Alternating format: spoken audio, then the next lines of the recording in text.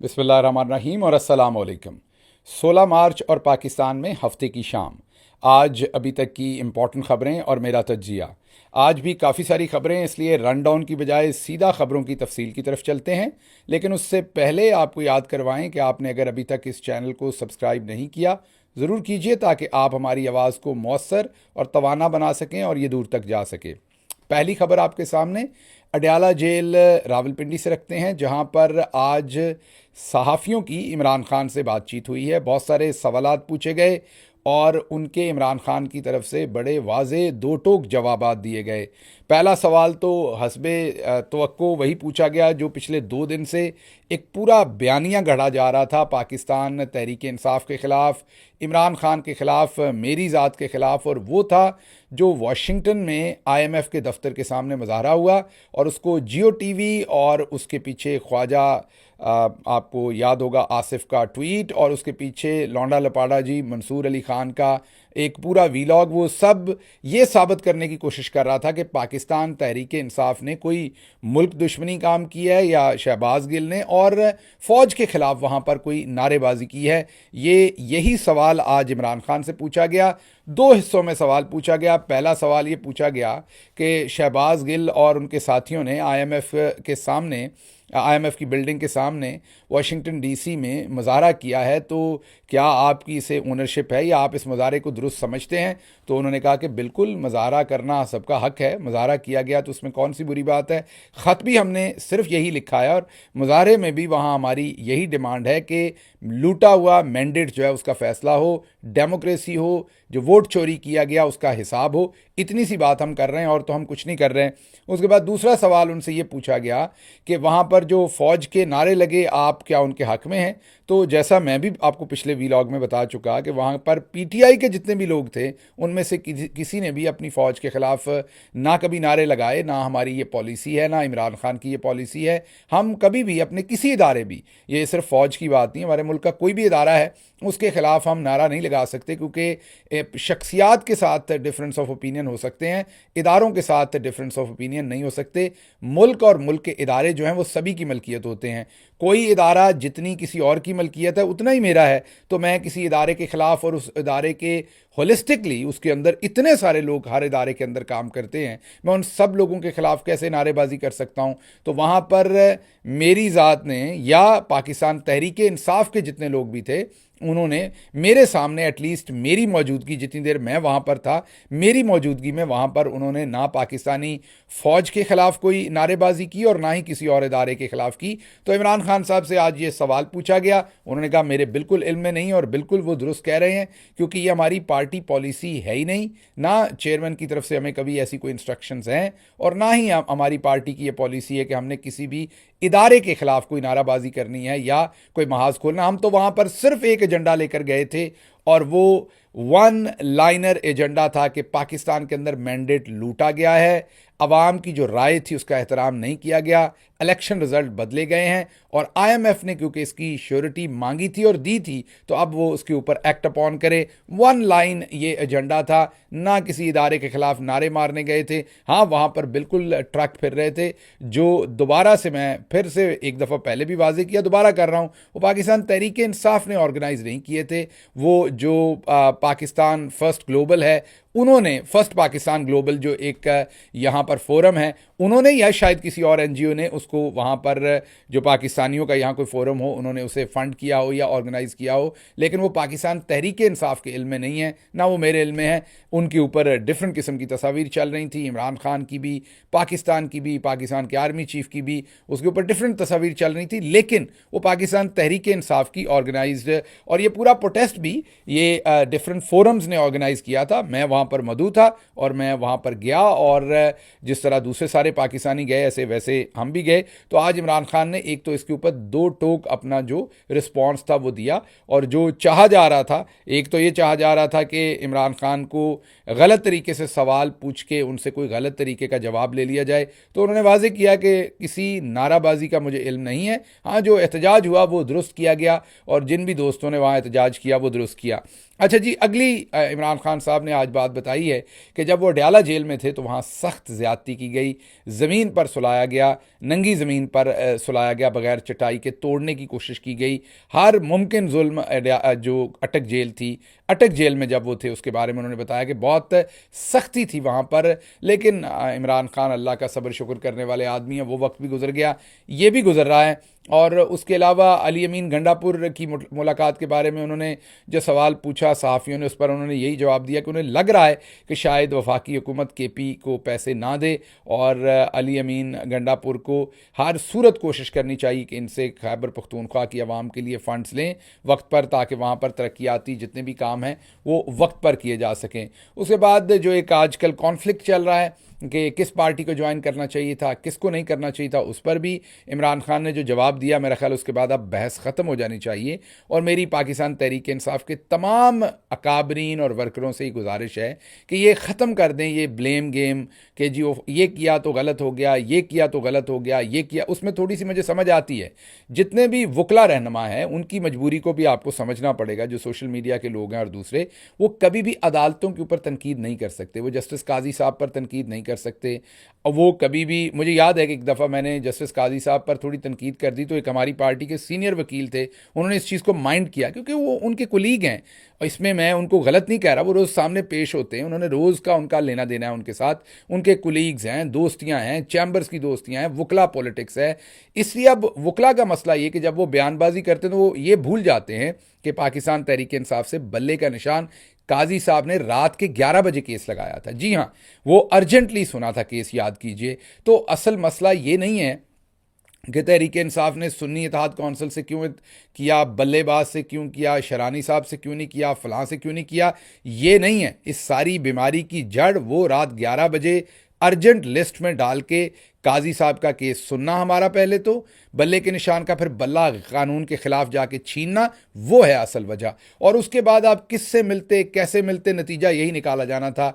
आप किसी और पार्टी से पहले मिल जाते, उस पार्टी को बैन कर दिया जाता, बाद में मिल जाते, बल्लेबाज जो पार्टी थी उसमें तो कुछ नहीं था, उसको ही उठा लिया, उसको तशद्दुद करके उससे मर्जी का बयान ले लिया। इसी तरीके से आप शरानी साहब के साथ मिल जाते, यही नतीजा निकाला जाता, बहाना कोई और बना लिया जाता। आप किसी और के साथ मिल जाते, यही तरीका किया जाता। तो ये आपके अंदर डिवाइड डालने की कोशिश की जा रही है। वकला की मजबूरी ये है कि वो इधर उधर की और बहुत सारी बातें आपके सामने रख सकेंगे अदालतों के ऊपर, जस्टिस आमिर फारूक साहब के ऊपर, जस्टिस काजी फायजीसा साहब के ऊपर वो कभी तनकीद नहीं कर सकते, क्योंकि वो उनका ब्रेड एंड बटर भी है, रोज़ उन्होंने वहाँ जाना है, उनका ओढ़ना बचोना है। इसलिए वो कोई इधर को तीर चला देते हैं, हमारे दोस्त को इधर को चला देते हैं और आप भी पीछे चल पड़ते हैं।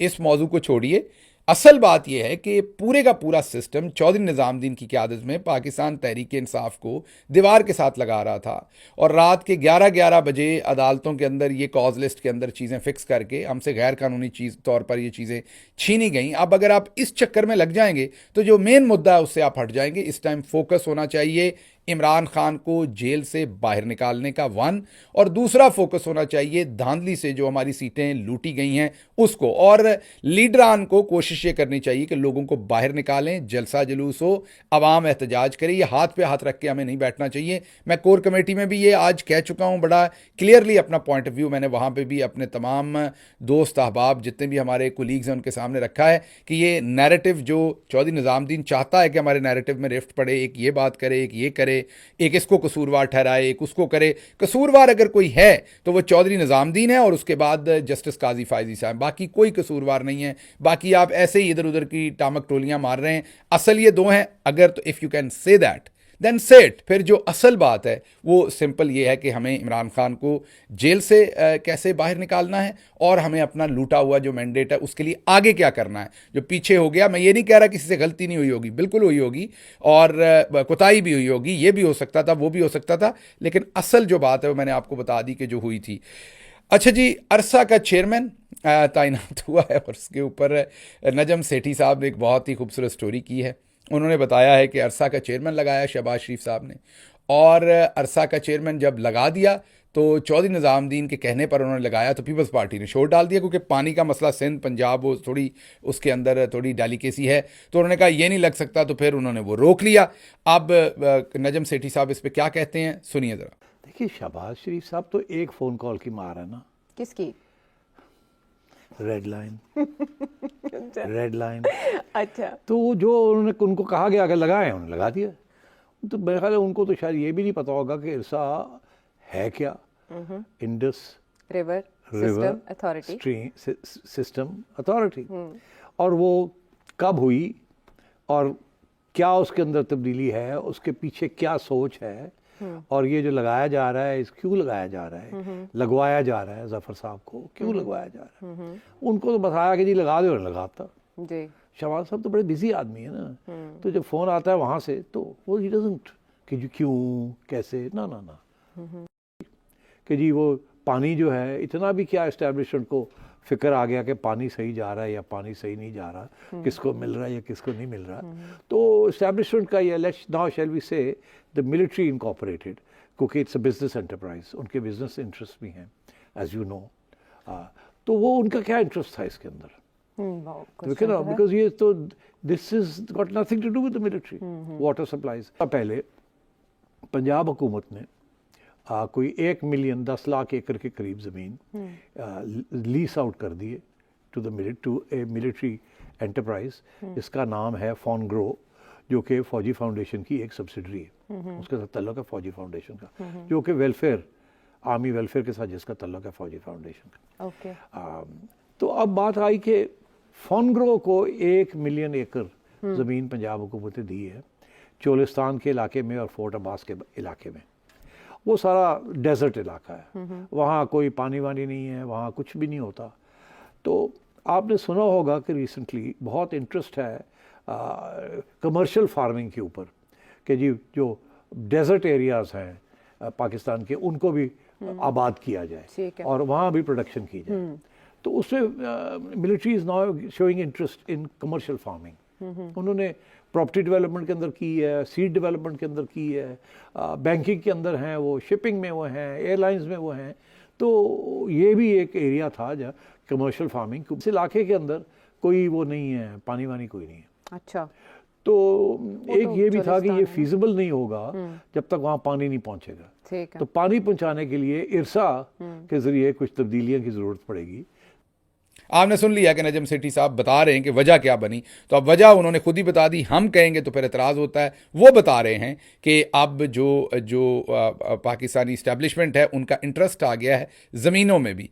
अब वो कह रहे हैं कि पहले DHA होता था या दूसरे बिजनेसेस तो होते थे, लेकिन अब वो ज़मीन के फार्मिंग में भी, कॉर्पोरेट फार्मिंग में भी आ गए हैं। और कॉर्पोरेट फार्मिंग के अंदर 1 लाख एकड़ से ज़्यादा ज़मीन है जो साउथ पंजाब के ऊपर वाले बॉर्डर के करीब वाले बेल्ट, जो ऊपर बहावल नगर और उसके ऊपर जो इलाका है, वहाँ पर जो ज़मीन है वो अब वो लीज़ पर लोगों को दे रहे हैं। और वहाँ पर पानी चाहिए होगा, पानी की तो किल्लत है, वहाँ पर पानी चाहिए होगा, तो उसके लिए अरसा का चेयरमैन जो है वो बड़ा ज़रूरी होता है। तो अब क्योंकि हमारी इस्टेब्लिशमेंट इस काम में भी आ गई है, बकौल मैं दोबारा कह रहा हूँ नजम सेठी साहब के, कुछ मारना है तो आपने उनको मारना है, उनको भी नहीं मारना चाहिए, वो भी खबर दे रहे हैं। अजरा मजाक कह रहा हूँ कि ये तोप का गोला भी हमारी तरफ नहीं फेंकना, ये उनकी खबर है कि वो कह रहे हैं कि हमारी इस्टेब्लिशमेंट पहले ये तमाम बिजनेसेस करती थी, अब वो फार्मिंग में भी आ गए हैं, ज़मीन में भी आ गए हैं। वहाँ पर उस ज़मीन को जो वो लीज़ पे दे रहे हैं और वो अब ज़िम्मेदारा भी करना चाहते हैं, तो इसलिए वहाँ पानी की ज़रूरत होगी। और अरसा का चेयरमैन वो अपनी मर्ज़ी से लगवाएंगे। अब तो अरसा का चेयरमैन तो उन्हीं की मर्ज़ी से लगेगा। हाँ, ये अलग बात हो सकती है कि उसी नाम के ऊपर पीपल्स पार्टी एग्री कर जाए, या फिर चौधरी निज़ामुद्दीन आप पे इतनी मेहरबानी कर देंगे कि आपको कोई नया नाम दे देंगे जो उनके लिए भी काबिल कबूल हो, आपके लिए भी हो। पानी तो आपको उनका पानी तो उनको देना ही पड़ेगा जो उन्हें वहाँ चाहिए, और उसके लिए अब उनकी आंख इस पर आ गई है, तो अब राधा को नाचना पड़ेगा। ऐसा नहीं हो सकता कि उन्होंने अब अरसा की सीट को देख लिया तो ये अब कहीं और चली जाए। अच्छा जी, बाजी मरियम के जो काम हैं वो जारी हैं। उनकी आज की नई अक्सबंदी थी फिल्म की, नई शूटिंग थी। उसके अंदर वो सानिया आशिक, अल यासफ खोकर, मोहम्मद अल्ताफ़ और एक नामालूम कैमरामैन, जी हाँ, ये तमाम कैमरामैन के नाम है। वो रिपोर्टर नहीं कहता होता, वो आपने देखा होगा कि वो रिपोर्टर जो रिपोर्ट करते हैं वो हमेशा रिपोर्ट के आखिर पर अपना नाम लेकर और साथ कहते हैं, साथ ही कैमरामैन का नाम भी लेके और फिर जगह बताते हैं, कराची से दुनिया न्यूज़ या बोल न्यूज़ या जियो न्यूज़ कराची। तो वही वाला काम है कि यहाँ पर कैमरामैन सानिया आशिक, अल यासफ खोखर और कैमरामैन मोहम्मद अल्ताफ़ और एक नामालूम कैमरामैन के साथ बाजी एक नामालूम मकाम से आज दोबारा शूटिंग करते पाई गई। कैमरामैन पीछे से बता रहा है, आप वीडियो में देख रहे हैं, कैमरामैन बाजी को बता रहा है कि आप बच्चे के सर पे हाथ रखें, तो बाजी बच्चे के सर पे हाथ रख देती है। फिर वो खातून बोल रही हैं तो बाजी उसको कहती हैं अब आप चुप कर जाएं, दूसरे को बोलने दें। मीन सिर्फ शूटिंग हो रही है, कोई बाजी को इससे इंटरेस्ट नहीं है कि वो खातून उनको क्या बता रही है, ना ही उस बाजी ने बाद में सैनिटाइज भी किया होना है वो हाथ जो एक गरीब के बच्चे को लगाया। वो सिर्फ और सिर्फ वो जो शूटिंग हो रही है उसके लिए उस बच्चे के सर पर हाथ तब रखा जब पीछे से कैमरामैन ने कहा। तो बाजी को ये समझ नहीं है कि आजकल डिजिटल ज़माना है, कैमरा जो है ना ये आपको लगता है कि बहुत खूबसूरत चीज़ है लेकिन ये बहुत ख़तरनाक चीज़ भी है, ये आपके अंदर से गुजर के सब कुछ दिखा देता है। तो इसलिए इसका यूज़ बहुत मोहतात करना चाहिए। ये दो धारी तलवार है, लेकिन बाजी मेरी को कौन समझाए। एक करेक्शन, मैंने ये कह दिया था पिछले दिनों कि पैथोलॉजी के अंदर बाजी शायद फेल हो गई थी। वो मुझे बाद में पता चला कि वो चौथे साल में, मैं तो क्योंकि मेडिकल नहीं पढ़ा हुआ से माजरत, बहुत सारे डॉक्टर्स ने मुझे मैसेज किया कि वो चौथे साल में शायद होता है। तो बाजी फिजियोलॉजी के अंदर फेल हुई थी और वो जो प्रोफेसर साहबा थी, किसी दिन उनके ऊपर पूरा फीचर करेंगे, बहुत ही सीनियर मोहतरम बहुत ही ऑनरेबल प्रोफेसर हैं जिन्होंने उन्हें फेल किया था। बड़ा जोर लगाया था मरियम बाजी और उनके वालिद ने उनसे पास करवाने का। उन्होंने कहा था नौकरी छोड़ दूंगी, पास नहीं करूंगी, फारिग कर दिया था बाजी मरियम को वहाँ से। तो ये सेकंड ईयर के अंदर फिजियोलॉजी के कोर्स के अंदर उन्होंने मेरा ख्याल इनको फेल किया था। अभी भी अगर मेरे से कमी कोताही हुई हो तो माजरत, क्योंकि that's not my area, I know nothing about medicine. अच्छा जी, असद तूर साहब की ज़मानत हुई है। असद तूर साहब को आखिरकार ज़मानत दी है, लेकिन एक इंटरेस्टिंग काम हुआ है। हाई कोर्ट ने इनका केस गया था हाई कोर्ट के सामने, और हाई कोर्ट के सामने केस असद तूर लेके गए थे कि उन्हें एफआईए ने नोटिस दिए हैं। हाई कोर्ट ने बुला लिया सबको कि हाँ जी आइए। साथ ही एफआईए ने एफआईआर दे के पुरानी डेट में असद तूर को उठा लिया। उसके बाद असद तूर एक अदालत से दूसरी अदालत पिछले 20-25 दिन से जेलों में है। आज हाई कोर्ट ने उसका फैसला सुना दिया कि क्योंकि एफआईआर पहले दर्ज हो गई थी, नोटिस बाद में दिए गए थे, इसलिए इन नोटिस को अदालत जो है वो कलअदम करार देती है। ये अदालत ने पूरी ईमानदारी नहीं की। अगर अदालत यहाँ पूरी ईमानदारी करती तो एफआईए को बुला के पूछती कि जब आपने एफआईआर दर्ज की हुई थी तो फिर आपने नोटिस क्यों दिए थे। वहीं से अदालत को इस सवाल का जवाब मिल जाता कि पहले नोटिस दिए थे, क्योंकि नोटिस को असद तूर ने अदालत में चैलेंज कर दिया था, इसलिए एफआईए ने बैक डेट में एफआईआर दे के उठा लिया था। तो अगर वाकई ईमानदारी से अदालत अपना पूरा काम करती और चौधरी निज़ामुद्दीन साहब पीछे ना होते तो फिर एफआईआर भी कैंसिल करती है हाई कोर्ट कि ये आपने मेलाफाइड है आपका इसके अंदर कि आपने पहले नोटिस दिए और फिर जब आपने देखा कि हाई कोर्ट में चले गए नोटिस दिए तो अब ख़राब हो जाने, ख़त्म हो जाना है, तो बैक डेट में खुद से एफआईआर दे के उठा लिया। लेकिन अदालत ने कहा बस काम चलाओ, आगे चलें। देखते हैं असद तूर को रिहा किया जाता है कि नहीं। रोबकार तो इशू हो गई है, हमारी एक्सपेक्टेशन है कि उन्हें रिहा कर दिया जाएगा। अच्छा जी, कौमी असम्बली के अंदर एक करारदाद गज़ा में बमबारी रोकने की आई और उसके अंदर बिलावल भुट्टो साहब ने मुनाफकत की और अधूरी वीडियो जारी की। ये बिल्कुल, मैं ये कहूँगा कि ये बेहिसी की इंतहा है। इस हाउस का इसके ऊपर एक जॉइंट रेजोल्यूशन आना चाहिए। जी ठीक है, मेरा ख्याल में ये लॉ मिनिस्टर कि ऐसे इश्यूज़ के ऊपर भी जिस तरह 9 मई कर लिया गया ना, मुल्क की सलामती को भी सियासत में बेच दिया गया, इसी तरह ये गज़ा के मासूम बच्चों की भी जो बात है ना वो भी अपनी सियासत में बेचते हैं। तो बिलावल जरदारी साहब ने एक तो आधी वीडियो का ट्वीट किया, पूरी वीडियो नहीं दिखाई, जिसके अंदर सब ने यकजान होकर पूरी कैबिनेट ने, पूरी जो असम्बली थी उसने कहा कि बिल्कुल गज़ा में ये बमबारी बंद होनी चाहिए। लेकिन उन्होंने अधूरी वीडियो दिखा के ये झूठ बोलने की कोशिश की कि पीटीआई ने उसकी मुखालफत की। हुआ असल में ये है कि क्योंकि असम्बली को मजाक बनाया हुआ है, असम्बली को गरीब की जोरू सबकी भाभी बनाया हुआ है, तो असल में करते क्या हैं कि असम्बली के अंदर एक एक दिन में सात जो है वो ऑर्डिनेंस ला रहे हैं। 20-20 आपने देखा है कि असम्बलीज़ को ये कैसे चलाते हैं। 20-20 जो है वो वहाँ पर वो ये डिफरेंट कवानीन ऐसे ही या एक्ट्स जो हैं वो ऐसे ही पास करवाते हैं, एक के पीछे दूसरा, ना किसी को बात करने देते हैं ना बहस करने देते हैं। एक बंदा मुँह में गुनगुनाते हुए बस उसे पढ़ देता है और वो स्पीकर जल्दी से पूछता है ऑर्डिनेंस नंबर ये आपको कबूल है, तो उधर से अपोजिशन वाले तो क्योंकि उनको बताया होता है आपने नो ही करना है, क्योंकि होते इतने हैं ना या तो असम्बली के अंदर आप लोगों को मौका देना। असम्बली का असल काम तो ये कि कवानीन को परखे, बात करे, देखे, बहस करे, अच्छाई और बुराई सामने आए, पब्लिक भी देखे, फिर उस पर वोटिंग हो। ये जल्दी जल्दी यस और नो पे उनको पास करवाते हैं। तो बहुत सारे कवानीन के दरमियान में इन्होंने गजा वाली बात भी ठोक दी। तो क्योंकि अपोजिशन नो कह रही थी, तो जैसे स्पीकर ने वो भी गुनगुनाते हुए पढ़ी गुनमुन से, लोगों को समझ नहीं आई, उन्होंने नो कह दी। जैसे ही लोगों को पता लगा कि ये गजा के बारे में है, तो उन्होंने कहा नहीं, दोबारा पेश करें सारे। असद कैसर साहब ने कहा इसे पेश करें सारे, इसको इकट्ठे हम जो है वो अप्रूव करेंगे। तो उसको इकट्ठे अप्रूव किया सबने, क्योंकि गजा के ऊपर जो इमरान खान का स्टैंड है वो तो बिलावल साहब या उनके अब्बा जी या उनके किसी और बंदे का नहीं हो सकता ना। तो ये आज उन्होंने ट्विटर के ऊपर भी उनकी दुर्गत बनी इस बात के ऊपर, लेकिन वो बाज नहीं आए। अच्छा जी, मोहसिन नकवी साहब सेनेट के उम्मीदवार हैं। उनसे पूछा गया किस जमात के, उन्होंने कहा मैं सबका उम्मीदवार हूँ। मतलब जब चौधरी निज़ामुद्दीन के तो फिर सबके हैं। और शुक्र है उन्होंने ये नहीं कह दिया मैं तौबा नाउज़ुबिल्लाह अल्लाह मियाँ की तरफ से उम्मीदवार हूँ यहाँ सेनेट का। बहरहाल वो सबके हैं। तो अब आप खुद ही देख लीजिए कि यहाँ पर मामलात क्या चल रहे हैं और क्या हो रहा है। अच्छा जी, माँ की हुकूमत है और माँ की पुलिस ने रिजवान मुस्तफ़ा हमारे एक कैंडिडेट हैं गुजरांवाला से, उनको पकड़ लिया। ज़मानत थी उनकी, लेकिन उसके बावजूद उन्हें अरेस्ट कर लिया अदालत के सामने। माँ की हुकूमत है ना, ये पता नहीं कौन सी वाली माँ है जो ये सब कुछ कर रही है। लेकिन मैं ये मुनाफिकत नहीं करूँगा, ये माँ बेचारी का कोई लेना देना नहीं है इस काम में। माँ तो एक्टिंग कर सकती, शूटिंग कर सकती, बोरी के ऊपर अब्बे का थोबड़ा मीन शक्ल लगा सकती हैं। ये पकड़ पकड़ाई सारी चौधरी निज़ामुद्दीन की। और जो लोग ये माँ के ऊपर डालते हैं वो बुनियादी तौर पर माजरत के साथ मुनाफिकत करते हैं। इसमें माँ का क्या लेना देना इस पकड़ पकड़ाई में।